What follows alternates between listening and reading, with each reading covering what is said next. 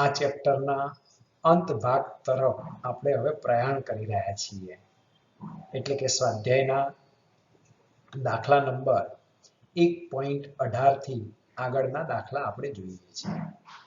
હા, એમાં વધારાના સ્વાધ્યાયના જે દાખલા છે એ સારા જે દાખલા હશે એ આપણે અહીંયા ગણાવીશું કે સમજાવીશું કે જેથી કરીને ક્યાંક નીટ, JEE એમાં એનું લોજિક વપરાતું હોય તો એ સમયે એ લોજિકનો ઉપયોગ આપણે સારી રીતે કરી શકીએ. જેવી રીતે આપણે આગળ વિદ્યુત ફ્લક્સ શોધ્યું જુદા જુદા કિસ્સામાં, એવી જ રીતે આ દાખલાની અંદર પણ આપણે વિદ્યુત ફ્લક્સ પણ ગણવાનું છે. 10 સેન્ટીમીટર બાજુવાળા એક ચોરસના કેન્દ્રથી બરાબર ઉપર 5 સેન્ટીમીટર અંતરે 10 માઇક્રોકુલમ બિંદુવત વિદ્યુતભાર રહેલો છે. તો ચોરસમાંથી વિદ્યુત ફ્લક્સનું મૂલ્ય કેટલું હશે? બરાબર અહીંયા એની આકૃતિ સમજવા જેવી છે, કારણ કે આવા જ MCQ JEE અથવા નીટમાં પૂછાતા હોય છે. આ એક ચોરસ સપાટી લીધી. આ ચોરસ, હા દેખાતો હોય ભલે લંબચોરસ, પણ માની લેવાનું કે ચોરસ છે.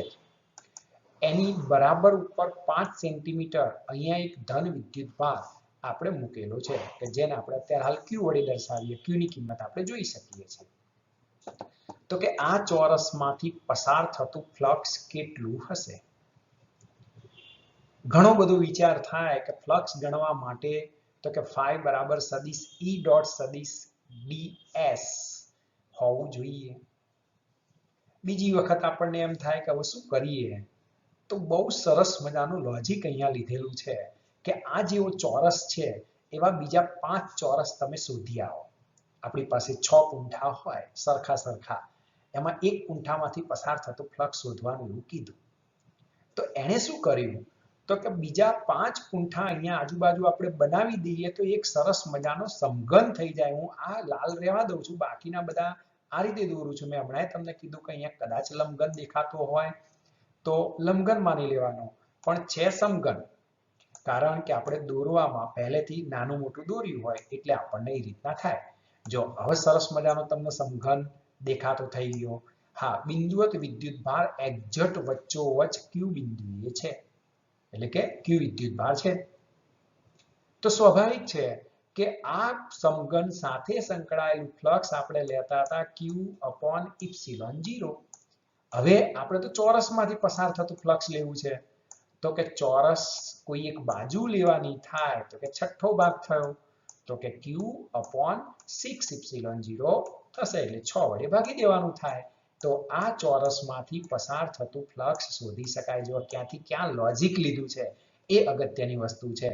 નહીં તો આપણે ગમે એટલું વિચાર કરીએ કે આ ચોરસમાંથી પસાર થતું ફ્લક્સ ચાલુ ગણાય કેવી રીતે, કારણ કે એમાં તો સંકલન લેવું પડે, સંકલનને નાના ચોરસ લેવા પડે, એ સરવાળો કરવો પડે, પણ એ ત્યાં સુધી તો આપણે હજી પહોંચ્યા નથી કે સંકલન અહીંયા ફ્લક્સ ગણવા માટે આપણે સંકલનનો ઉપયોગ કરી શકીએ. તો આ પ્રમાણે આપણી આકૃતિ લઈ અને ગણતરી કરવાની થાય.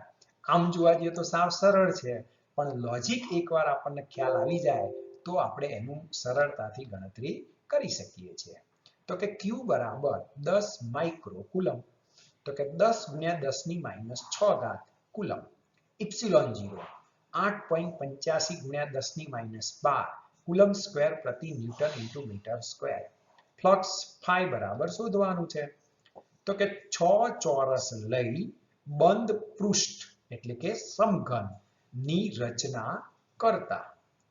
સમઘન સાથે સંકળાયેલું ફ્લક્સ આપણે શોધવું હોય, બંધ પૃષ્ઠ હોય એટલે તો ગોસનો નિયમ છે.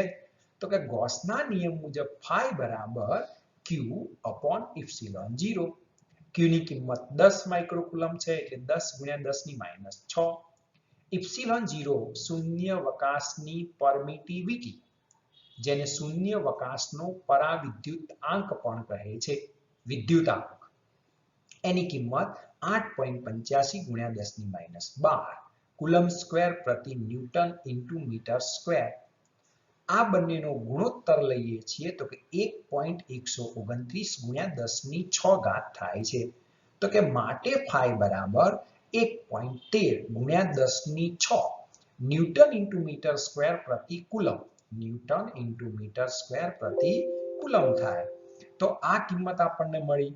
હા, હજી આપણે શું કરવું છે તો કે કોઈ ચોરસમાંથી પસાર થતું ફ્લક્સ ગણવું છે. તો કે સમઘનની કોઈ એક બાજુ એટલે કે ચોરસ સાથે સંકળાયેલ વિદ્યુત ફ્લક્સ phi ડેશ નામ આપ્યું. તો કે Q/6ε0 છઠ્ઠો ભાગ થઈ જાય. Q/6ε0. હવે બધી જ કિંમતો મૂકો તો કે phi ડેશ બરાબર 10 ગુણ્યા 10 ની માઈનસ 6 ભાગ્યા 6 ગુણ્યા 8.85 ગુણ્યા 10 ની માઈનસ 12 માટે phi ડેશ બરાબર 0.188 ગુણ્યા 10 ની 6. હા, હજી એક ઘાત આપણે ખસેડવાની થાય તો phi ડેશ બરાબર 1.88 ગુણ્યા 10 ની 5 ન્યૂટન ઇન્ટુ મીટર સ્ક્વેર પ્રતિ કુલમ. વૈજ્ઞાનિક પદ્ધતિની અંદર આપણે આ જવાબ લાવી દીધો કે એક પોઈન્ટ હોય એટલે એક આંકડો હોય, પછી પોઈન્ટ હોય અને પછી 10 ની ઘાત હોય. તો એકમની અંદર પણ ફ્લક્સનો એકમ વેબર પણ થાય, વોલ્ટ ઇન્ટુ મીટર પણ થાય અને ન્યૂટન ઇન્ટુ મીટર સ્ક્વેર પ્રતિ કુલમ પણ થાય. શોર્ટ એન્ડ સ્વીટ દાખલો કે જે MCQ ની અંદર પણ પૂછી શકાય. હા, ઉદાહરણ કરતા સ્વાધ્યાયના દાખલા થોડાક સહેલા છે એવી અનુભૂતિ તમને થઈ જ હશે અને થશે જ. અહીંયા પણ આપણે જોઈ શકીએ છીએ કે સ્વાધ્યાયના 1.19 નંબરના દાખલાની અંદર 9 સેન્ટીમીટરની ધારવાળા એટલે કે બાજુવાળા એક ઘન આકાર એટલે ઘનાકાર શબ્દ વાપર્યો છે ગૌસિયન સપાટીના કેન્દ્ર પર 2 માઇક્રોકુલમ વિદ્યુતભાર રહેલો છે. તો આ સપાટીમાંથી કુલ વિદ્યુત ફ્લક્સ કેટલું હશે? કુલ વિદ્યુત ફ્લક્સ કેટલું હશે એટલે આપણે વિદ્યુત ફ્લક્સ ગણવાનું છે. ચલો, તો એ વિદ્યુત ફ્લક્સ જો આપણે ગણવું હોય તો કેવી રીતે ગણી શકીએ એ જોવાનું થાય. તો ફરીથી આપણે ડેટા જોઈએ તો કે Q બરાબર 2 માઇક્રો. માઇક્રો એટલે 10 ની માઈનસ 6, નેનો એટલે 10 ની માઈનસ 9, પીકો એટલે 10 ની માઈનસ 12, ફર્મી એટલે 10 ની માઈનસ 15 અને એંગસ્ટ્રોમ એટલે 10 ની માઈનસ 10. આટલું યાદ રાખવાનું છે કે વારે ઘડીએ આ કિંમતો આવતી રહેશે. ઋણઘાતની વાત કરી છે, ધ્યાન રાખજો. હવે બાજુનું માપ આપણને આપ્યું છે પણ સમઘનના આકાર ઉપર એના ઉપર તો આધાર રાખતું નથી. તો ઇપ્સિલોન 0 8.85 ગુણ્યા 10 ની માઈનસ 12 કુલમ સ્ક્વેર પ્રતિ ન્યૂટન ઇન્ટુ મીટર સ્ક્વેર. ચલો, phi બરાબર ગણવાનું થાય કારણ કે આ સપાટીમાંથી પસાર થતું આપણે ફ્લક્સ લેવાનું છે. તો કે સમઘન સાથે સંકળાયેલું કુલ વિદ્યુત ફ્લક્સ phi બરાબર ગૌસનો જે નિયમ છે કે Q/ε0. તો માટે 2 ગુણ્યા 10 ની માઈનસ 6 ભાગ્યા 8.85 ગુણ્યા 10 ની માઈનસ 12. તો કે 0.2259 ગુણ્યા 10 ની 6.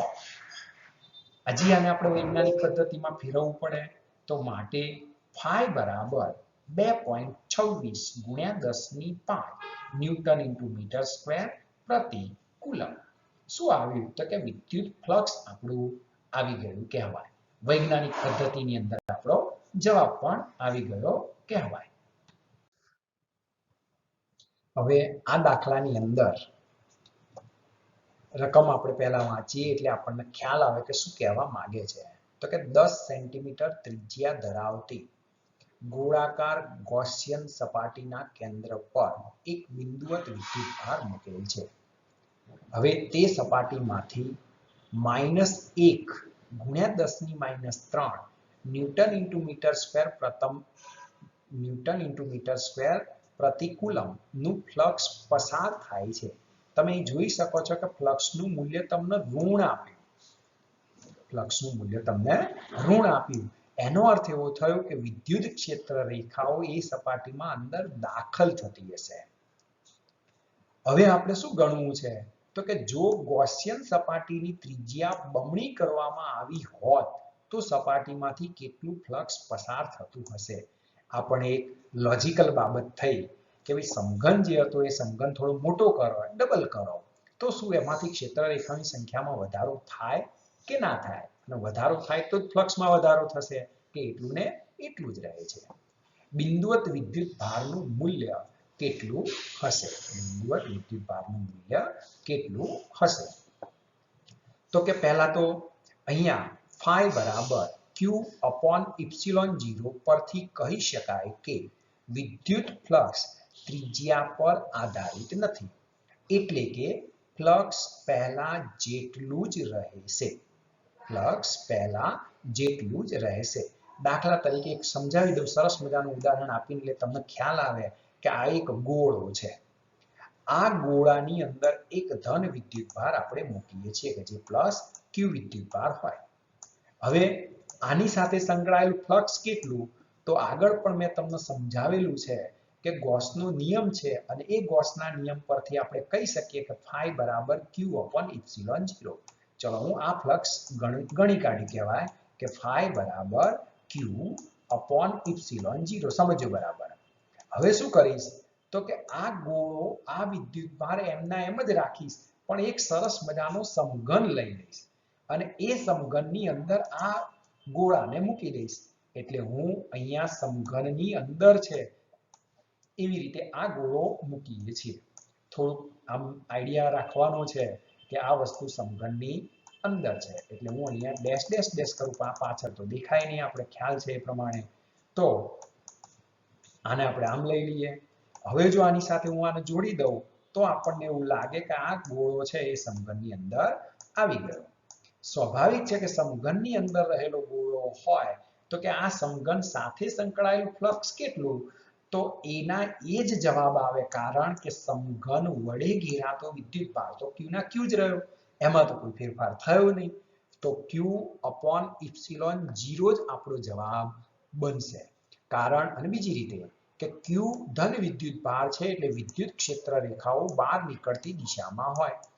તો જેટલી ગોળામાંથી બહાર નીકળશે એટલી જ સમઘનમાંથી બહાર નીકળવાની છે. એટલે વિદ્યુત ફ્લક્સ બંને કિસ્સામાં, એટલે કે ગોળા સાથે સંકળાયેલું હોય કે સમઘન સાથે સંકળાયેલું હોય, એ સરખું જ રહેતું હોય છે. આ ધ્યાન રાખજો. સમઘન સાથે કહું છું, સમઘનની કોઈ બાજુ કે એવું આપણે સ્પેસિફાય કરતા નથી. ઘણી વખતે નાનો ગોળો હોય એના ઉપર તમે ધારો કે મોટો ગોળો લો તો પણ વિદ્યુત ફ્લક્સ તમારું એના એ જ રહે છે, એમાં કોઈ ફેરફાર થતો નથી. દાખલા તરીકે અહીંયા આપણે વિચારતા હોય કે અહીંયા ધારો કે આ એક ગોળો છે અને આ ગોળા સાથે સંકળાયેલો મોટો ગોળો લઈ લઈએ, તો એની સાથે સંકળાયેલું ફ્લક્સ કેટલું? તો જો અહીંયા હું ગોળો બીજો કલર બદલી અને લઉં એટલે તમને ખ્યાલ આવે. ધારો કે આ લાલ ગોળો લીધો આપણે, તો જો એમાંય ક્ષેત્ર રેખાઓ તો નાના ગોળામાં જેટલી હતી એટલી જ મોટા ગોળાની જળવાઈ રહી, એટલે એમાં કોઈ ફેરફાર થયો નહીં. એટલે ફ્લક્સ બંને કિસ્સામાં કેવું રહેતું હોય? સમાન જ રહેતું હોય છે. એટલે આ ખાસ આપણે ધ્યાન રાખવાનું. એટલે અહીંયા લખ્યું છે કે એ ત્રિજ્યા પર આધારિત નથી, એટલે બંને કિસ્સાની અંદર ફ્લક્સનું મૂલ્ય કેવું આવે છે? સમાન જ આવે છે. બંને કિસ્સામાં ફ્લક્સનું મૂલ્ય સમાન જ આવે છે. હવે બીજા ઓપ્શનની અંદર આપણે વિચારવાનું થાય તો કે બિંદુવત વિદ્યુતભારનું મૂલ્ય કેટલું હશે? હા, ફ્લક્સ ઋણ છે, એનો અર્થ કે વિદ્યુત ક્ષેત્ર સપાટીમાં અંદર આવતી દિશામાં હશે, અને સપાટીમાં અંદર આવતી દિશામાં હોય તો વિદ્યુતભાર પણ આપણો ઋણ હશે. તો માટે phi બરાબર -1 × 10⁻³ ન્યૂટન × મીટર સ્ક્વેર પ્રતિ કુલમ. ફ્લક્સનો એકમ હમણાં મેં તમને કીધું તો વેબર પણ લઈ શકાય, વોલ્ટ × મીટર પણ લઈ શકાય, અને ન્યૂટન × મીટર સ્ક્વેર પ્રતિ કુલમ પણ લઈ શકાય. ε0 શૂન્યાવકાશની પરમિટિવિટી પર આ વિદ્યુતાંક તો કે 8.85 × 10⁻12 કુલમ સ્ક્વેર પ્રતિ ન્યૂટન × મીટર સ્ક્વેર. Q બરાબર શોધવાનું થાય તો ગોસનો નિયમ જ છે. બંધ પૃષ્ઠ હોય તો ગોસના નિયમની મદદથી આપણે સરળતાથી શોધી શકીએ છીએ. તો કે ગોળાકાર સાથે સંકળાયેલ કુલ ફ્લક્સ phi બરાબર Q/ε0. બંધ પૃષ્ઠ હોય, જો કે આપણે ગાઉસિયન સપાટી એવો શબ્દ વાપરેલો જ છે આગળ, તો એ ગોસિયન સપાટી હોય એટલે ગોસનો નિયમ આપણે લેવો જ જોઈએ. તો કે Q બરાબર phi ઇન્ટુ ઇપ્સિલોન 0 થાય. Q બરાબર 5 ઇન્ટુ ઇપ્સિલોન 0. ચલો હવે બંને કિંમતો આપણી પાસે છે. હા, ઇપ્સિલોન 0 આપેલી ના હોય પણ આપણે જાણીએ છીએ, ધ્યાન રાખજો, તો કે ગોળાકાર સપાટી વડે ઘેરાતો કુલ વિદ્યુત ભાર Q બરાબર -1 ગુણ્યા 10 ની 3 ગુણ્યા 8.85 ગુણ્યા 10 ની -12. ફ્લક્સ તમને ઋણ આપેલું છે એટલે આનો ગુણાકાર જો આપણે કરીએ તો કે માટે Q બરાબર -8.85 ગુણ્યા 10 ની -9 કુલમ. વિદ્યુત ભાર તમારો ઋણ છે. અહીંયાથી પણ તમને ખબર પડી જાય કે જો વિદ્યુત ભાર ઋણ હોય તો વિદ્યુત ક્ષેત્ર રેખાઓ ગોળાની અંદર આવતી દિશામાં હોય. એટલે મેં આ એક ગોળો દોર્યો, આની અંદર -Q વિદ્યુત ભાર લઉં છું, બંધ પૃષ્ઠ વડે ઘેરાતો કુલ વિદ્યુત ભાર, એટલે વિદ્યુત ક્ષેત્ર રેખાઓ આમ અંદર આવતી દિશામાં હોય એટલે આપણું ફ્લક્સ ઋણ આવે. જો વિદ્યુત ક્ષેત્ર બહાર આવતી દિશામાં હોય તો વિદ્યુત ફ્લક્સ ધન આવે. આગળ મેં ફ્લક્સની જે થિયરી ચલાવેલી છે એમાં પણ આ વસ્તુ બરાબર સમજાવેલી છે. સ્વાધ્યાયના 1.21 માં દાખલાની રકમ અને એમાં આપેલા કયા ડેટા છે એ જો આપણે જોતા હોઈએ તો પહેલું કીધું છે 10 સેન્ટીમીટર ત્રિજ્યાના એક વાહક ગોળા પર અજ્ઞાત વિદ્યુત ભાર છે. હા, વાક્ય રચના બરાબર સમજજો. ગોળા પર અજ્ઞાત વિદ્યુત ભાર છે. ગોળાના કેન્દ્રથી 20 સેન્ટીમીટર દૂરના બિંદુએ વિદ્યુત ક્ષેત્ર. મોટાભાગે વિદ્યુત ક્ષેત્ર આમ તો ધન જ આપેલું હોય છે પણ આપણી રકમની અંદર વિદ્યુત ક્ષેત્ર ઋણ આપેલું છે. અહીંયા આપણે કહી શકીએ છીએ કે વિદ્યુત ક્ષેત્ર ઋણ આપેલું હોય તો ગોળાની સપાટી પર જે વિદ્યુત ભાર હશે એ ઋણ વિદ્યુત ભાર હશે. તો જ વિદ્યુત ક્ષેત્ર અંદરની તરફ હોય છે. એટલે કીધું છે કે ત્રિજ્યાવર્તી દિશામાં અંદરની તરફ હોય છે. તો ગોળા પરનો કુલ વિદ્યુત ભાર કેટલો હશે? ગોળા પરનો કુલ વિદ્યુત ભાર કેટલો હશે? એટલે અહીંયા આપણે આ રીતે પણ વિચારી શકીએ છીએ કે આ એક આપણો ગોળો છે. આ ગોળાની સપાટી પર ઋણ વિદ્યુત ભાર વિતરિત થયેલો છે. એટલે હું અહીંયા ખાલી માઇનસ માઇનસ એવું બતાવું છું એટલે આપણને ખ્યાલ આવે કે આ સપાટી પર ઋણ વિદ્યુત ભાર છે. હા, તમે ગોળાના કેન્દ્રથી 20 સેન્ટીમીટર દૂર છો. એનો અર્થ કે ગોળાની બહારના વિસ્તારમાં છો. કેમ? તો કે તમારી જે કેન્દ્રથી અંતર છે એ અહીંયા જો આપણે લેતા હોય તો ત્રિજ્યા તમને 10 સેન્ટીમીટર આપેલી છે. ત્રિજ્યા કેટલી આપી છે? કેપિટલ R બરાબર 10. પણ તમારું જે બિંદુ છે એ એનાથી ડબલ એટલે કે 20 સેન્ટીમીટર અંતરે આવેલું છે. એટલે કે સ્મોલ r બરાબર આપણે 20 સેન્ટીમીટર લેવાનું થાય. તો કે ગોળાના કેન્દ્રથી 20 સેન્ટીમીટર અંતરે આવેલું બિંદુ એટલે કે ગોળાની બહારના વિસ્તારમાં તમે છો. એટલા માટે મેં અહીંયા યાદ કરાવ્યું કે આપણે સૂત્ર લેવું હોય તો બહારના વિસ્તાર માટે KQ/R² લઈ શકીએ છીએ. ગોળીય કવચ હોય તો અંદરના વિસ્તારમાં વિદ્યુત ક્ષેત્ર શૂન્ય થાય. હા, અહીંયા ગોળીય કવચ એવો શબ્દ ક્યાંય વાપર્યો નથી. પણ બહારના વિસ્તારમાં તો નક્કર ગોળો હોય કે ગોળીય કવચ હોય, બંને માટે આપણે E બરાબર KQ/R² વાપરી શકીએ છીએ. તો આગળ આપણે અહીંયા જોઈએ તો આની ગણતરી એટલે કે ડેટા આપણે કેવી રીતે લખી શકીએ છીએ? તો કે ગોળાની ત્રિજ્યા કેપિટલ R બરાબર, જો ગોળાની ત્રિજ્યા કેપિટલ R બરાબર 10 સેન્ટીમીટર. હા, આપણે કેપિટલ R ની ક્યાંય જરૂર નથી એટલે આપણે એને MKS માં લઈ જવાની કોઈ જરૂર નથી. ગોળાના કેન્દ્રથી અંતર સ્મોલ r બરાબર 20 સેન્ટીમીટર. તો કે 20 ગુણ્યા 10 ની -2 મીટર. આની આપણે જરૂરિયાત છે એટલે આપણે શું કરીએ છીએ? એને મીટરમાં લઈ ગયા. હવે વિદ્યુત ક્ષેત્ર E બરાબર -1.5 ગુણ્યા 10 ની 3 ન્યૂટન પ્રતિ કુલમ. જો વિદ્યુત ક્ષેત્ર આપણને રકમમાં ઋણ આપેલું છે એટલે આપણે ઋણ લીધું. હા, આ પણ ફાયદો થાય કે ઋણ વિદ્યુત ક્ષેત્ર હશે એનો અર્થ કે વિદ્યુત ભાર જે છે એ ઋણ હશે. વિદ્યુત ભાર Q બરાબર શોધવાનો છે. વિદ્યુત ભાર Q બરાબર શોધવાનો છે. ગોળાના કેન્દ્રથી બહારના વિસ્તારમાં આવેલું વિદ્યુત ક્ષેત્ર એટલે ગોળાની બહારના બિંદુએ વિદ્યુત ક્ષેત્ર E બરાબર kq/r². જો ગોળીય કવચ હોત અને અંદરના વિસ્તારમાં હોત તો વિદ્યુત ક્ષેત્ર E બરાબર 0 થાય. હા, આપણી ચોપડીની અંદર નક્કર ગોળો લઈ અને એના વિદ્યુત ક્ષેત્રનું સૂત્ર શું થાય એ આપ્યું નથી, પણ મેં પાછળ આપણે એ રીતે લીધેલું છે કે જેથી કરીને આપણને ખ્યાલ આવે કે ભાઈ આ બે સૂત્રો પણ જૂના કોર્સની અંદર આવતા હતા, નવા કોર્સની અંદર એને લીધા જ નથી. બહારના વિસ્તારમાં શોધવું હોય તો kq/r² જ છે, એટલે બીજું તો કશું જોવાનું રહ્યું નહીં. તો માટે q બરાબર E × r²/k.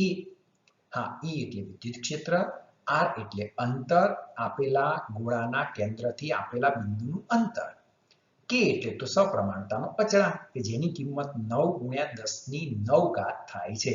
આગળ પણ આપણે બહુ સારી રીતે એની ચર્ચા કરેલી છે. તો માટે q બરાબર હવે મૂલ્યો જ મૂકી દેવાના થાય કે E ની કિંમત એટલે કે -1.5 × 10⁻³ r² છે એટલે 20 × 20 × 10⁻⁴ કરી ભાગ્યા k ની કિંમત એટલે કે 9 × 10⁹ માટે q બરાબર -66.67 × 10⁻10⁻10 કુલમ. જો ઋણ વિદ્યુત ભાર આવ્યો એટલે આપણને ખ્યાલ આવી ગયો કે વિદ્યુત ક્ષેત્ર અંદર જતી દિશામાં થાય. માટે q બરાબર -6.67 × 10⁻⁹. હા, નેનો કુલમ કહેવું હોય તો પણ આપણે કહી શકીએ છીએ અહીંયા, પણ આપણે એમના એમ જવાબ રાખીએ છીએ કારણ કે વૈજ્ઞાનિક પદ્ધતિમાં આપણે લાવી દીધો કહેવાય. તો q બરાબર -6.67 × 10⁻⁹ કુલમ અથવા q બરાબર -6.67 નેનો કુલમ પણ વિદ્યુત ભાર કહી શકીએ છીએ.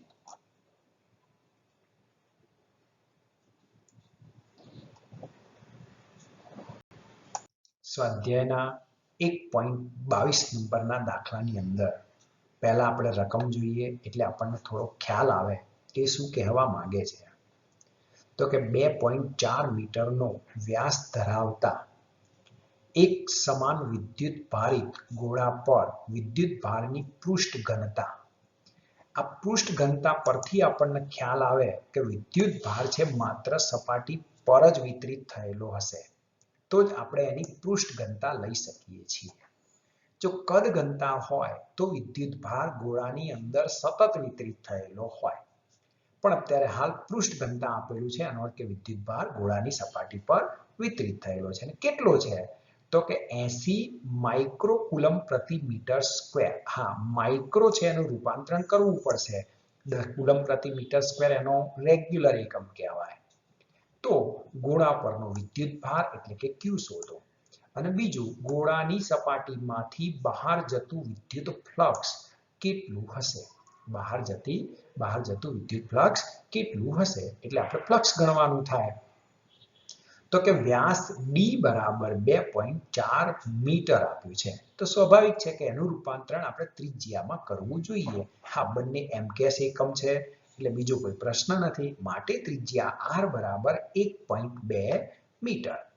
વિદ્યુત ભારની પૃષ્ઠ ઘનતા સિગ્મા તો કે 80 માઇક્રોકુલમ પ્રતિ મીટર સ્ક્વેર. મેં હમણાં કીધું કે પૃષ્ઠ ઘનતાનો એકમ કુલમ્બ પ્રતિ મીટર સ્ક્વેર થાય.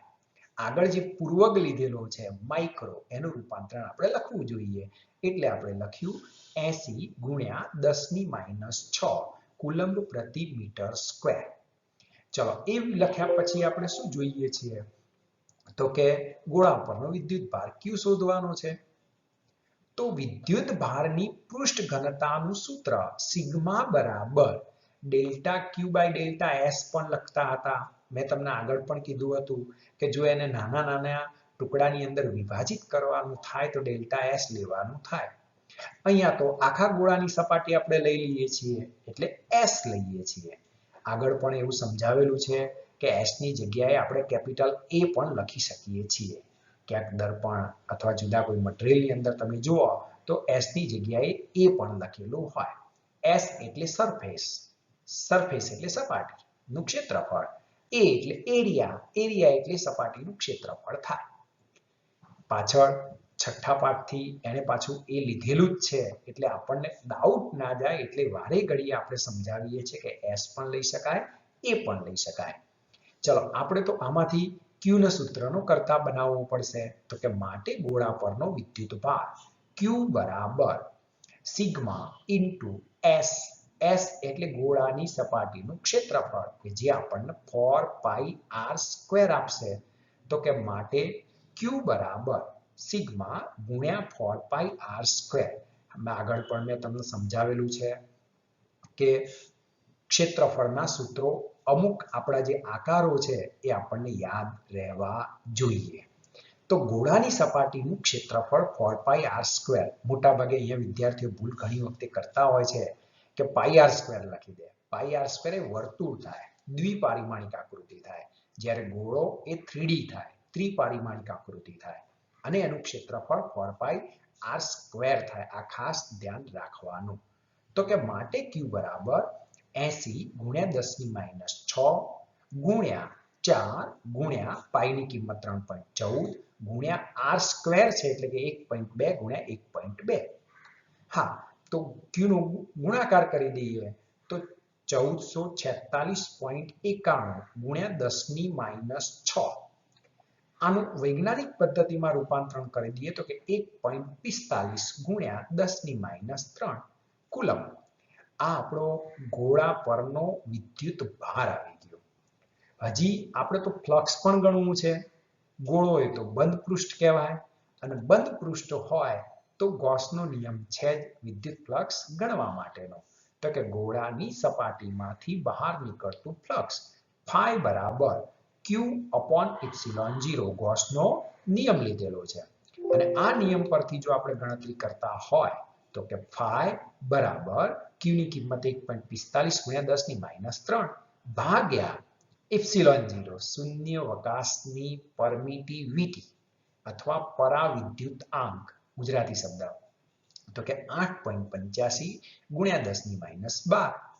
જો આ બંનેનો આપણે ભાગાકાર કરીએ તો ફાઈ બરાબર 0.1638 ગુણ્યા 10⁹ ઘાત સેટ કરી. હવે આપણે જાણીએ છીએ કે વૈજ્ઞાનિક પદ્ધતિમાં આપણે લાવવું જોઈએ તો કે માટે ફાઈ બરાબર 1.64 ગુણ્યા 10⁸. એકમ તો કે ન્યૂટન ઇન્ટુ મીટર સ્ક્વેર પ્રતિ કુલમ. વેબર પણ બીજો એકમ થાય અને ત્રીજો એકમ વોલ્ટ ઇન્ટુ મીટર પણ થાય. આ એકમો એટલા માટે આપણે યાદ વારે ઘડીએ કરાવીએ છીએ કે આપણને એકમ ઉપરથી પણ ખબર પડી જાય કે ભાઈ આ વિદ્યુત ફ્લક્સની જ વાત ચાલે છે. આ દાખલો પણ MCQ સ્વરૂપે ઘણી બધી વખત બોર્ડમાં પણ પૂછાયેલો છે. એ જ રીતે JEE એક્ઝામમાં પણ પૂછાયેલો છે, ગુજકેટમાં પણ પૂછાયેલો છે. એટલે ટૂંકમાં કહીએ તો સૂત્ર આવડતું હોય તો કોઈ પણ કિંમત માટે આપણે ગણી શકીએ છીએ. એટલે યાદ રાખવાનું કે કઈ ટેકનિકથી આ દાખલો ગણાય છે. કોઈ લાંબી ટેકનિક છે જ નહીં, ખાલી સૂત્રનો ઉપયોગ જ છે. એક અનંત લંબાઈનો રેખીય વિદ્યુત ભાર 2 સેન્ટીમીટર અંતરે 9 ગુણ્યા 10⁴ ન્યૂટન પ્રતિ કુલમનું વિદ્યુત ક્ષેત્ર ઉત્પન્ન કરે છે. તો રેખીય વિદ્યુત ભાર ઘનતા ગણો. શું કહેવા માંગે છે તો કે એક તાર છે. આ તાર પર ધારો કે ધન વિદ્યુત ભાર છે અને એ ધન વિદ્યુત ભારના કારણે આપણે r અંતર એટલે કે 2 સેન્ટીમીટર અંતરે આવેલું કોઈ બિંદુ છે અને આ બિંદુએ આપણે વિદ્યુત ક્ષેત્ર આપી દીધેલું છે. તો આ વિદ્યુત ભારની રેખીય ઘનતા એટલે કે લેમ્બડા ગણવાની છે. વિદ્યુત ભારની રેખીય ઘનતા એટલે લેમ્બડા ગણવાની છે. આગળ આપણે સૂત્ર લીધેલું જ છે કે અનંત લંબાઈનો તાર હોય અને તારથી લંબ અંતરે આવેલું કોઈ બિંદુ હોય તો ત્યાં વિદ્યુત ક્ષેત્ર E બરાબર 2k લેમ્બડા અપોન r થાય. ફરીથી 2k લેમ્બડા અપોન r આપણી કિંમત થાય. એટલે આવી રીતે આપણે ગણતરી કરી શકીએ છીએ. તો r બરાબર 2 સેન્ટીમીટર તો કે 2 ગુણ્યા 10⁻2 મીટર. ચલો હવે E બરાબર એટલે કે વિદ્યુત ક્ષેત્ર તો કે 9 ગુણ્યા 10⁴ ન્યૂટન પ્રતિ કુલમ. શું ગણવાનું છે? તો કે વિદ્યુત ભારની રેખીય ઘનતા અથવા રેખીય વિદ્યુત ભાર ઘનતા એટલે લેમ્બડા. તો લેમ્બડા બરાબર શોધવાનું છે. હમણાં જ મેં તમને સમજાવ્યું કે અનંત લંબાઈનો વિદ્યુત ભારિત તાર હોય, જો આમાં વિદ્યુત ભાર ગતિ કરતો નથી, ત્રીજા પાઠની અંદર આપણે આવીશું ત્યારે વિદ્યુત પ્રવાહ આવશે, એટલે કે વિદ્યુત ભાર ગતિ કરતો હોય અને એના કારણે ચોથા પાઠની અંદર વિદ્યુત ક્ષેત્ર રચાતું હોય છે. તો લંબ અંતરે વિદ્યુત ક્ષેત્ર E બરાબર 2k લેમ્બડા અપોન r. તો માટે લેમ્બડાના સૂત્રનો કરતા બનાવીએ તો કે E into r ભાગ્યા 2k થાય. E ની કિંમત 9 ગુણ્યા 10 ની 4, r ની કિંમત 2 ગુણ્યા 10 ની -2 ભાગ્યા 2 ગુણ્યા k એટલે સપ્રમાણતાનો અચળાંક કે જેની કિંમત 9 ગુણ્યા 10 ની 9 લઈએ છીએ. તો માટે લેમ્બડા બરાબર 1 ગુણ્યા 10 ની -7 કુલમ્બ પ્રતિ મીટર થાય. આ જો એકમ પણ આગળ કીધું હતું આપણે Q/L અથવા ડેલ્ટા Q/ડેલ્ટા L પરથી એકમ લઈએ છીએ. હા, એ ક્યારે લેવાય? તો કે ડેલ્ટા ઘણા એવું કહેતા કે સાહેબ ડેલ્ટા Q/ડેલ્ટા L કેમ ના લીધું? તો અહીંયા આપણે પરિસ્થિતિ સમજવી પડે કે ભાઈ અનંત લંબાઈનો તાર છે, આ તાર પર વિદ્યુત ક્ષેત્ર, તારથી કોઈ અંતરે વિદ્યુત ક્ષેત્ર છે, તો આ તો થિયરી આપણે તારવેલી છે એટલા માટે ના લેવાય. હા, પણ એને એમ કીધું હોય કે આ આટલી લંબાઈનો તાર છે ને એના ઉપર આટલો વિદ્યુત ભાર છે તો લેમ્બડા બરાબર Q/L ગણી દેવાય. તો અહીંયા 1 ગુણ્યા 10 ની -7 કુલમ્બ પ્રતિ મીટર આપણો જવાબ આવશે. માટે લેમ્બડા બરાબર 0.1 ગુણ્યા 10 ની -6 કુલમ્બ પ્રતિ મીટર. શું કર્યું? તો કે માઇક્રો કુલમ્બમાં રૂપાંતરણ કરવું છે. એમસીક્યુ ની અંદર ઘણી વખતે આ રીતનું રૂપાંતરણ હોય છે. તો કે માટે લેમ્બડા બરાબર 0.1 માઇક્રો કુલમ્બ પ્રતિ મીટર. માઇક્રો કુલમ્બ પ્રતિ મીટર એટલે માઇક્રો કુલમ્બ પ્રતિ મીટરમાં આપણે એનું રૂપાંતરણ કરી દીધું. સ્વાધ્યાયના 1.24 નંબરના દાખલાની અંદર પહેલા આપણે રકમ જોઈએ કે બે મોટી પાતળી ધાતુની પ્લેટો એકબીજાની નજીક અને સમાંતર છે. તેમની અંદરની બાજુઓ પર વિરુદ્ધ ચિહ્નો ધરાવતી, એનો અર્થ કે એક ઉપર ધન વિદ્યુત ભાર હશે, બીજા ઉપર ઋણ વિદ્યુત ભાર હશે. અહીંયા વિદ્યુત ભારની પૃષ્ઠ ઘનતા આપી છે સિગ્મા, કે જે 17.0 ગુણ્યા 10 ની -22 કુલમ્બ પ્રતિ મીટર સ્ક્વેર મૂલ્યની વિદ્યુત ભારની પૃષ્ઠ ઘનતા છે. તો આપણે ત્રણ વસ્તુ જે શોધવાની છે એમાં પ્રથમ પ્લેટની બહારના વિસ્તારમાં એટલે કે ડાબી સાઈડ, બીજી પ્લેટની બહારના વિસ્તારમાં એટલે કે બીજી પ્લેટથી જમણી સાઈડ અને બંને પ્લેટની વચ્ચેના વિસ્તારમાં વિદ્યુત ક્ષેત્ર E શોધો. અહીંયા પહેલા આકૃતિ દોરેલી હોય તો આપણને થોડો વધારે ખ્યાલ આવે કે ડાબી જમણી વચ્ચેનું એટલે શું. એટલે આપણે અહીંયા એક આકૃતિ લીધી કે આ આકૃતિની અંદર આપણે શું કરી શકીએ છીએ. તો કે પહેલા આ એક પ્લેટ લીધી કે જેના વિદ્યુત ભારની પૃષ્ઠ ઘનતા સિગ્મા છે. તો આ પહેલા નંબરની પ્લેટ, ખાલી સમજવા માટે, નંબરની કોઈ જરૂરિયાત નથી. બીજા નંબરની પ્લેટ કે જેના ઉપર વિદ્યુત ભારની પૃષ્ઠ ઘનતા વિરુદ્ધ પ્રકારની છે એટલે માઇનસ સિગ્મા લીધું. હવે ત્રણ બિંદુઓ પસંદ કર્યા A, B અને C. એ બિંદુએ જો વિચાર કરીએ તો બે પ્લેટોના કારણે ઉત્પન્ન થતું વિદ્યુત ક્ષેત્ર લેવું પડે. તો કે એ બિંદુએ પહેલી પ્લેટના કારણે ઉદ્ભવતું વિદ્યુત ક્ષેત્ર ધન વિદ્યુત ભાર છે એટલે વિદ્યુત ક્ષેત્ર રેખા બહાર નીકળતી દિશામાં થાય એટલે તીર આપણે આ દિશામાં લીધું. હવે તમે સમજી ગયા હશો. બીજી પ્લેટના કારણે એ બિંદુએ વિદ્યુત ક્ષેત્ર લેવું હોય તો બીજી પ્લેટ તો ઋણ વિદ્યુત ભારિત છે. ઋણ વિદ્યુત ભાર હોય એટલે વિદ્યુત ક્ષેત્ર અંદર આવતી દિશામાં હોય. મારે તો એ બિંદુએ જ જોવાનું છે તો એનો અર્થ કે અંદર આવતી દિશા એટલે તો કે આ દિશા થાય. આમ મેં આખી લાલ લીટી સાઉન્ડ દોરી, પણ મારે તો એ બિંદુએ લેવું છે એટલે મેં અહીંયા તીર દોરી દીધું. હવે બીજી વસ્તુ કે પ્લેટના કારણે વિદ્યુત ક્ષેત્ર ઉત્પન્ન થતું હોય તો એ અંતર ઉપર આધારિત નથી. કોઈ પણ અંતરે વિદ્યુત ક્ષેત્રનું મૂલ્ય તો સમાન જ આવે છે. એટલે મેં અહીંયા જે આકૃતિ લીધી એની અંદર એ બિંદુએ જે વિદ્યુત ક્ષેત્ર બતાવ્યું આ વિદ્યુત ક્ષેત્રની અંદર આપણે E1 E2 ના મૂલ્યો સમાન દિશા પરસ્પર વિરુદ્ધ થશે. ચલો એવી જ રીતે બી બિંદુએ લેવાનું થાય તો બી બિંદુએ પહેલી પ્લેટના કારણે ઉદ્ભવતું વિદ્યુત ક્ષેત્ર તો કે બહાર નીકળતી દિશામાં, એટલે હું આ એરો આમ દોરી શકું છું. બરોબર. ચલો બીજી પ્લેટના કારણે ઉત્પન્ન થતું વિદ્યુત ક્ષેત્ર બી બિંદુએ તો ઋણ વિદ્યુત ભારમાં અંદર જતી દિશામાં, એટલે આ દિશા થઈ. એનો અર્થ કે સદિશ E1 પ્લસ સદિશ E2 લઈ શકાય. ચલો હવે ત્રીજી પ્લેટના કારણે ઉત્પન્ન થતું વિદ્યુત ક્ષેત્ર લેવું, સોરી બીજી પ્લેટના કારણે પણ ત્રીજા બિંદુએ એટલે કે સી બિંદુએ તો ધનના કારણે બહાર નીકળતી દિશા, એટલે આ ધનના કારણે બહાર નીકળતી દિશા એટલે E1 પહેલી પ્લેટ છે, એટલે બીજી પ્લેટના કારણે ઉત્પન્ન થતું વિદ્યુત ક્ષેત્ર અંદર જતી દિશામાં ઋણ વિદ્યુત ભાર છે, એટલે તો સી બિંદુએ વિદ્યુત ક્ષેત્ર પરસ્પર પાછા શું આવ્યા? વિરુદ્ધ દિશામાં આવ્યા. તો હવે આપણે પહેલા એનું ચોક્કસ કેલ્ક્યુલેશન જોઈએ, ગણતરી જોઈએ, એટલે આપણને થોડો ખ્યાલ આવે. તો કે કેપિટલ એ બિંદુએ વિદ્યુત ક્ષેત્ર E is equal to E1 minus E2. તો પરસ્પર વિરુદ્ધ દિશા હોવાના કારણે આપણે બાદબાકી લીધેલી છે. માટે E બરાબર sigma upon 2 epsilon 0 minus sigma upon 2 epsilon 0. સ્વાભાવિક છે કે બંને સરખા મૂલ્યો છે એટલે તફાવત 0 થાય. તો કે E બરાબર 0 ન્યૂટન પ્રતિ કુલમ. જો સિગ્માના મૂલ્યની કોઈ જરૂરિયાત આમાં થઈ જ નહીં. આવી જ રીતે આપણે સી બિંદુએ પણ લઈ શકીએ છીએ. તો કે સી બિંદુએ વિદ્યુત ક્ષેત્ર E is equal to E1 minus E2. હા, અંતર પર આધારિત નથી એટલે તો E પરસ્પર વિરુદ્ધ દિશા એટલે E પણ માઈનસ થશે. તો કે E is equal to sigma upon 2 epsilon 0 minus sigma upon 2 epsilon 0. તો કે E is equal to 0 newton પ્રતિ કુલમ.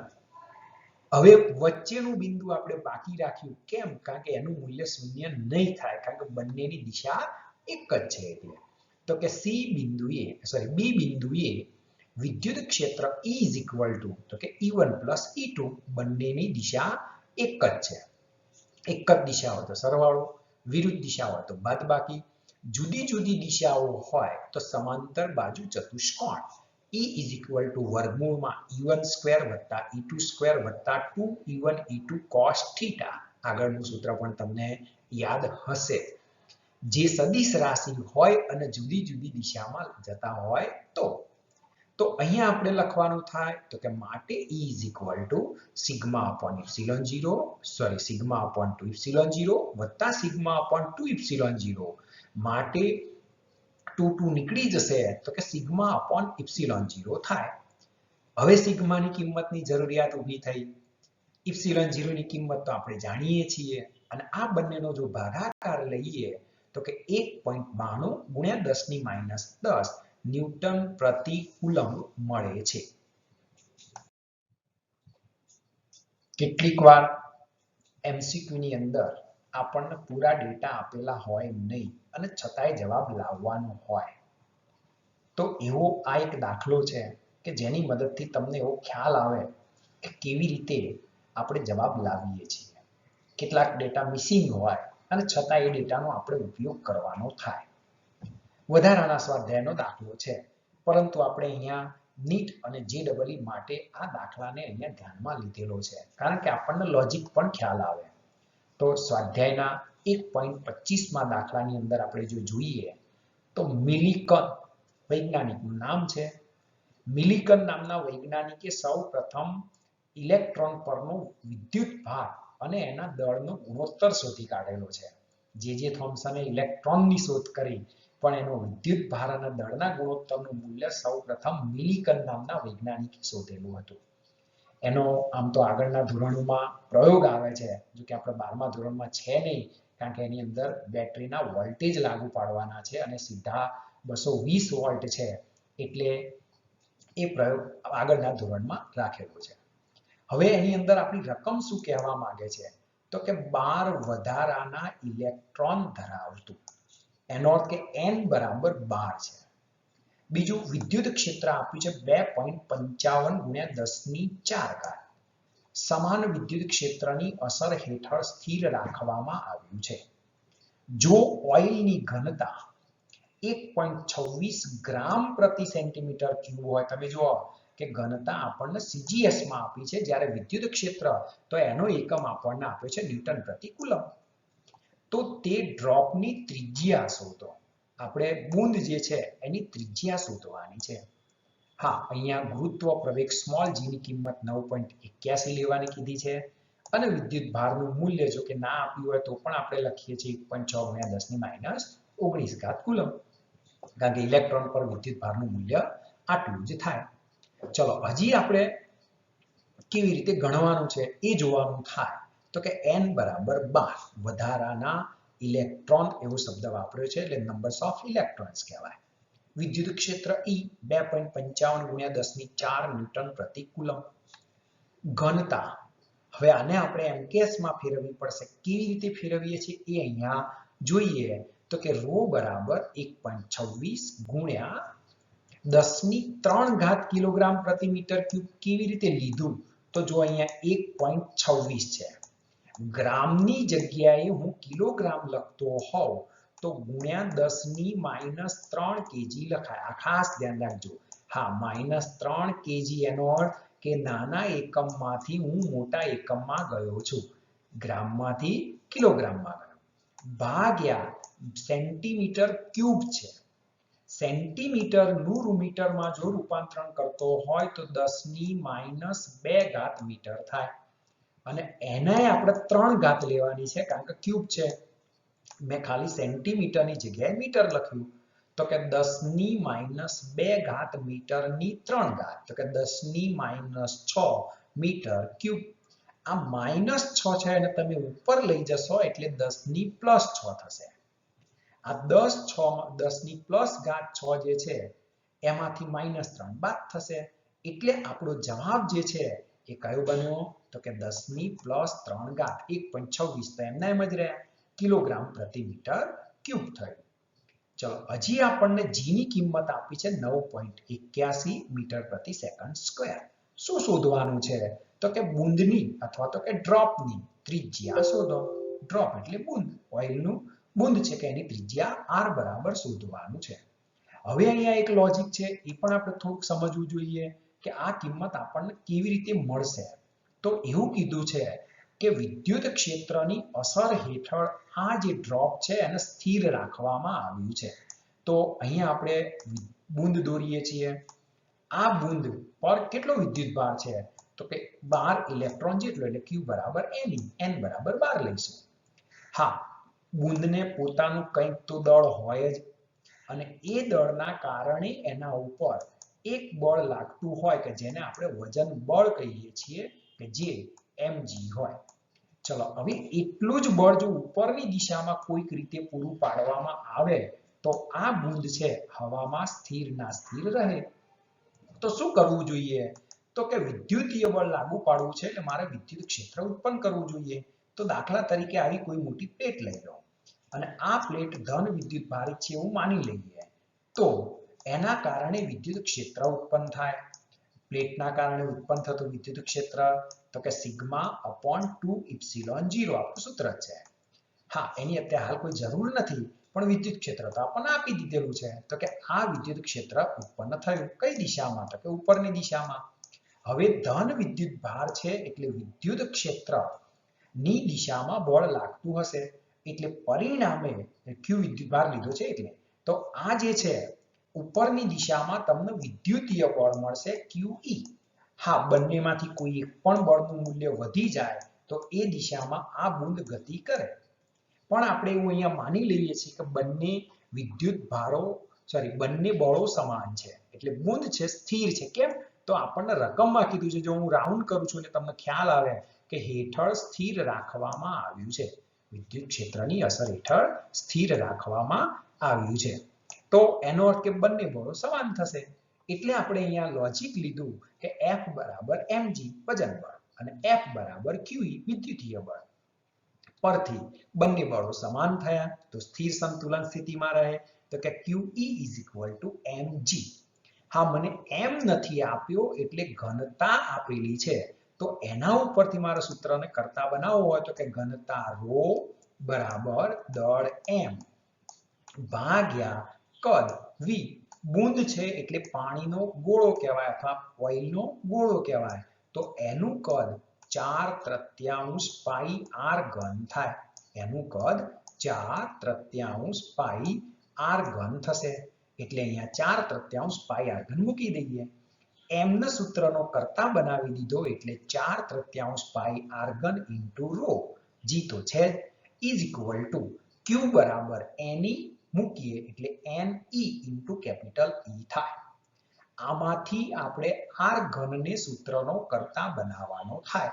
તો કે r ઘન બરાબર 3n small e capital E upon 4 પાઈ ρ g. હવે દરેક કિંમતો આપણને આપેલી છે. આ બધી જ કિંમતો જો આપણે મૂકી દઈએ તો r ઘનની કિંમત છે 0.946 ગુણ્યા 10 ની માઈનસ 18 ઘાત થાય. હા ચલો હવે ક્યુબ છે એટલે આપણે ઘનમૂળ કાઢવું જોઈએ. તો કે માટે r બરાબર 0.98 ગુણ્યા 10 ની માઈનસ 6. હા અહીંયા ધ્યાન રાખવાનું કે ઘનમૂળ કાઢવું હોય તો 10 ની ઘાત 3 વડે ભાગી શકાય એવી હોવી જોઈએ અથવા રૂપાંતરિત કરવી પડે. અહીંયા તો આપણને મળે જ છે એટલે કોઈ પ્રશ્ન જ નથી. એટલે આપણે એને 3 વડે ભાગીને 10 ની માઈનસ 6 ઘાત કરી દીધી. હવે આપણે જોવાનું થાય ઘનમૂળ કેવી રીતે કાઢ્યું. 0.946 નું ઘનમૂળ 0.98 કેવી રીતે કર્યું. તો આપણને આવડવું જોઈએ કે આપણા જ કેલ્ક્યુલેટરની મદદથી આપણે ઘનમૂળ કાઢી શકીએ છીએ. કેવી રીતે? તો કે જે સંખ્યાનું ઘનમૂળ કાઢવું હોય એ કેલ્ક્યુલેટરમાં લખો. તમારી પાસે પણ જો કેલ્ક્યુલેટર હોય તો તમે ફરીથી ગણી શકો છો. 11મા ધોરણની અંદર આપણે ઘણી બધી વખત આવી પ્રેક્ટિસ કરાવતા હતા. એટલે અત્યારે હાલ આપણે 0.946 લખીએ છીએ. કેલ્સીની મદદથી 0.946 લખીએ છીએ. હવે શું કરીશું તો કે એક વાર રૂટ દબાવીશું ગુણ્યા 2 વાર રૂટ દબાવીશું ગુણ્યા 4 વાર રૂટ દબાવીશું. ધ્યાન રાખજો ગુણ્યા કેટલી વખત તો કે 4 વખત રૂટ દબાવીશું ગુણ્યા 8 વખત રૂટ દબાવીશું અને ગુણ્યા રૂટ દબાવીશું. એટલે આપણો જવાબ આવી ગયો હશે ફરીથી 0.946 પછી રૂટ ગુણ્યા 2 વખત રૂટ દબાવીશું ગુણ્યા 4 વખત રૂટ દબાવીશું ગુણ્યા 8 વખત રૂટ દબાવીશું અને ગુણ્યા રૂટ દબાવીશું એટલે આપણો સીધો જવાબ મળી જાય છે 0.98. ઘનમૂળ કાઢવા માટેની આ વાત છે. ધ્યાન રાખજો. સ્વાધ્યાયનો 1.33 અને એના જેવો જ એક દાખલો પાછળ પણ આપેલો છે પણ એમાં ખાલી મૂલ્યો જ મૂકવાના છે. પણ આપણે કેવી રીતે સાબિત કરીએ છીએ, સાબિતી કેવી રીતે લાવીએ છીએ એ અગત્યનું છે. એટલે આપણે આ દાખલાનો સમાવેશ આની અંદર કર્યો છે કે m દળ અને q વિદ્યુતભાર ધરાવતો એક કણ આકૃતિમાં દર્શાવ્યા અનુસાર બે વિદ્યુતભારિત પ્લેટોની વચ્ચે vx જેટલા વેગથી, એનો અર્થ કે x અક્ષની દિશાનો વેગ છે, અક્ષને સમાંતર દાખલ થાય છે. દરેક પ્લેટની લંબાઈ કેપિટલ L છે અને પ્લેટો વચ્ચે સમાન વિદ્યુત ક્ષેત્ર જાળવી રાખવામાં આવે છે. તો દર્શાવો કે પ્લેટના દૂરના છેડે કણનું શિરોલંબ વિચલન, શિરોલંબ એટલે y અક્ષની દિશાનું વિચલન થાય, q capital E L square upon 2mvx નો સ્ક્વેર થાય. અહીંયા પ્રક્ષિપ્ત ગતિ છે અને પ્રક્ષિપ્ત ગતિને ગુરુત્વીય ક્ષેત્રની ગતિ સાથે આપણે સરખાવી શકીએ છીએ. તો એક આકૃતિ આપણે લીધી. આ આકૃતિની અંદર માઇનસ q વિદ્યુતભાર, હમણાં હું અહીંયા બોલતી વખતે ખાલી q વિદ્યુતભાર બોલ્યો હતો પણ રકમની અંદર આપણે લખીને આપેલું છે કે માઇનસ q વિદ્યુતભાર ધરાવતો એક કણ એટલે કે ઇલેક્ટ્રોન છે એવું પણ વિચારી શકીએ છીએ. હા પ્લસ q લઉં તો એ જવાબમાં કોઈ ફેર નથી પડવાનો. ખાલી આકૃતિમાં જે આપણે ઉપર જે આમ બતાવેલું છે, અહીંયા આપણે લાલ કલરની અંદર લઈએ કે આ ઉપર જે બતાવેલું છે એની જગ્યાએ મારે નીચે લેવાનું થાય. શું કહેવા માંગે છે તો કે પ્લેટના આ જગ્યાએથી આપણે આ ઇલેક્ટ્રોનને દાખલ કર્યો. ઉપરની પ્લેટ ધન છે, નીચેની પ્લેટ ઋણ છે એટલે આકર્ષી પ્રકારનું બળ લાગવાનું. હા, જ્યારે મેં ફેંક્યો છે ત્યારે માત્ર x અક્ષની દિશાનો જ વેગ છે, y અક્ષની દિશાનો વેગ હોતો નથી. પ્રક્ષિપ્ત ગતિ છે, ધ્યાન રાખજો. હવે જેમ જેમ જેમ એ આપણો વિદ્યુત ભાર છે q q વિદ્યુત ભાર છે ગતિ કરતો જાય એટલે આકર્ષણ બળની અસર હેઠળ આવશે અને પરિણામે y જેટલું વિચલન અનુભવે છે. y અક્ષની દિશામાં વિચલન અનુભવે છે. આ વિચલન આપણે ગણવાનું છે. ઉપરની પ્લેટ ધન છે, નીચેની પ્લેટ અહીંયા ઋણ છે. એટલે આ વિચલન કેટલું થાય એ આપણે ગણવાનું છે. અને હા, એ ગણીએ એટલે આપણને થોડો ખ્યાલ આવે કે ભાઈ સૂત્રો કેવી રીતે આપણે વાપરી શકીએ છીએ. આગળ આપણે આવું સમજાવેલું છે પ્રક્ષિપ્ત ગતિની અંદર કે ધારો કે આ m દળનો પદાર્થ છે. જો આ ટાવર પરથી, એટલે અહીંયા એવું માની લઈએ કે આ એક ટાવર છે, આ ટાવર ઉપર કોઈ વ્યક્તિ ઊભો છે અને એ ઊભેલા વ્યક્તિના હાથની અંદર આ પદાર્થ છે, હાથની અંદર આ પદાર્થ છે. તો આ પદાર્થને જ્યારે ફેંકે છે કઈ દિશામાં? તો કે સમક્ષિતિજ દિશામાં. જો સમક્ષિતિજ દિશામાં ફેંકતો હોય તો એનો માત્ર x ઘટકનો જ વેગ હોય. ક્યારે? તો શરૂઆતની અંદર. પ્રારંભમાં જો હું વિચારતો હોઉં તો y દિશાનો વેગ 0 થાય, t બરાબર 0 સમયે 0 થાય. હવે આપણે જાણીએ છીએ કે આ પદાર્થો આપણો ગતિ કેવી રીતે કરવાનો? તો કે પ્રક્ષિપ્ત ગતિ છે, એટલે આમ થઈને આમ ફરતો ફરતો ફરતો ફરતો ફરતો આમ આવવાનો. આ રીતે આપણે વિચારી શકીએ છીએ. જો આ જગ્યાએ હું વિચારતો હોઉં, ધ્યાન રાખજો આ જગ્યાએ, તો કે x દિશાનો વેગ આમ આવશે અને y દિશાનો વેગ નીચે તરફ આવશે. જેમ જેમ પદાર્થ નીચે જતો જાય એમ x દિશાનો વેગ ઘટતો જાય અને y દિશાનો વેગ વધતો જાય. એક સમય કે x દિશાનો વેગ 0 થઈ જાય અને y દિશાનો વેગ મહત્તમ થાય. આ એટલા માટે એવું સમજાવું છું કે સમય જેમ જેમ વધતો જાય છે એમ આપણો y દિશાનો વેગ અહીંયા વધતો જાય છે. આવું આપણે પ્રક્ષિપ્ત ગતિની અંદર ભણ્યા હતા. પણ પ્રારંભમાં શું થાય? તો કે vy બરાબર 0 થાય. માત્ર x દિશાનો વેગ આવે, એના સિવાય કશું આવે નહીં.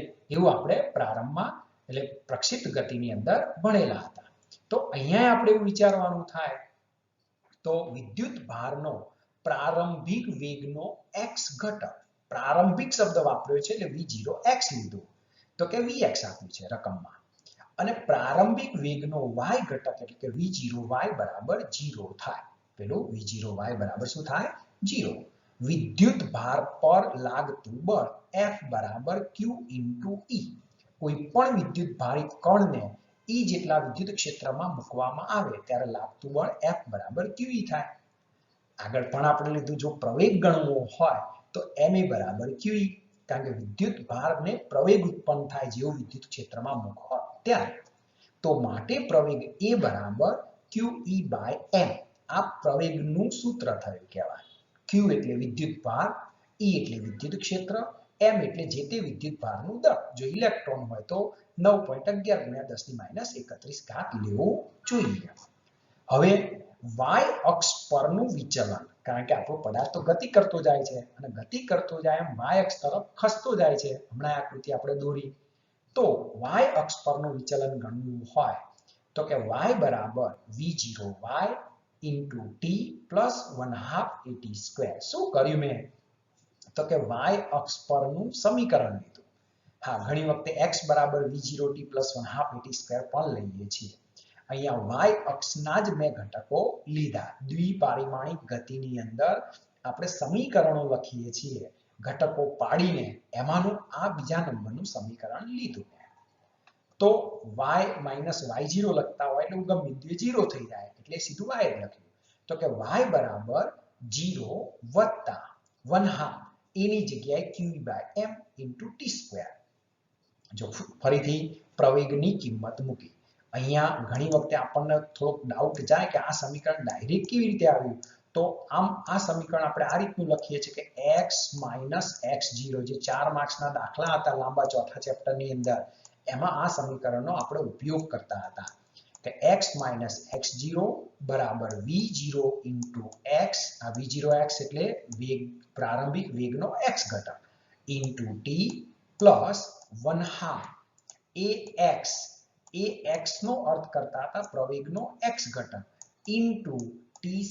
જો સમીકરણ હવે તમને યાદ આવી ગયું છે બરોબર, એવી જ રીતે હું y નું સમીકરણ લખી શકું છું. તો y માઇનસ y0 બરાબર v0y into t plus 1/2 ay into t².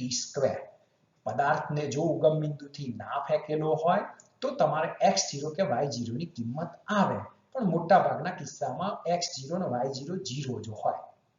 એવી રીતે આપણે y નું સમીકરણ અહીંયા લખ્યું. તમને ખ્યાલ આવી ગયો છે. તો y બરાબર v0y તો 0 છે અને એ 0 હોવાના કારણે પહેલું પદ આપણું શૂન્ય થઈ જાય ગુણાકારમાં. એની જગ્યાએ કિંમત મૂકી qE/m. તો વેગ vx બરાબર તો કે અંતર ભાગ્યા સમય. પ્લેટની લંબાઈ આપણી l છે તો કે l લંબાઈ સુધી આપણા કણને ગતિ કરવાની છે. એક પ્લેટ ધન છે બીજી પ્લેટ ઋણ છે તો કે એ પ્લેટની અંદર ગતિ કરવા માટે લાગતો સમય t છે જે આપણને આપ્યો નથી, પણ હું l અને vx આ બે વસ્તુ આપેલી છે એટલે t ના સૂત્રનો કરતા બનાવી અને l/vx લખીએ છીએ. તો y ના સૂત્રમાં જો આપણે કિંમત મૂકી દઈએ તો કે વિચલન y બરાબર 1/2 qE/m into t². હજી t ની કિંમત આપણે મૂકવાની બાકી રાખી. તો જો કિંમત મૂકીએ તો કે y બરાબર 1/2 qE/m into l/vx નો સ્ક્વેર, કારણ કે t² છે એટલે. હા, હવે આ સમીકરણ આપણે ભેગું કરી દઈએ તો કે y બરાબર, આપણે સમીકરણને ભેગું કરી દઈએ તો કે y બરાબર qEl². અંશના બધા જ પદોનો ગુણાકાર છે.